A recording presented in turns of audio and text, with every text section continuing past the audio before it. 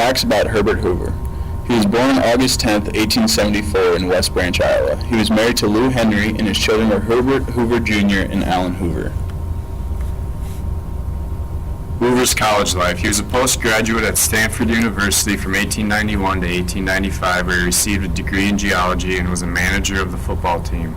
He worked at various jobs on and off campus, including the United States Geological Survey. Hoover's work before presidency. He was a gold miner in Western Australia in 1897, and he served 3 summers as a geological assistant with the USGS in the early 1890s. Hoover's achievements. In 1917, President Woodrow Wilson appointed Hoover to the head U.S. Food Administration. In 1908, he became a sole proprietor, beginning independent mining consultant. Lectures he gave about mining at Columbia and Stanford Universities were published in 1909 and later became a textbook known as The Principles of Mining. By 1914, he was worth $4 million.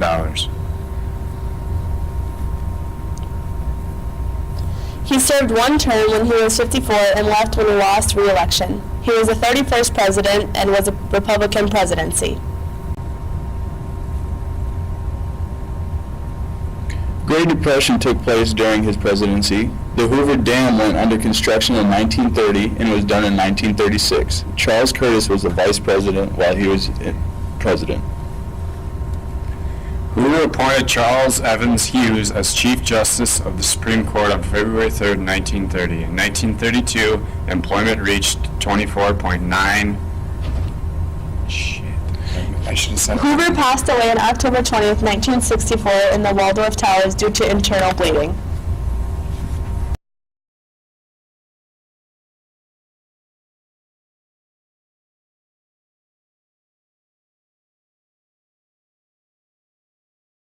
Created using Powtoon.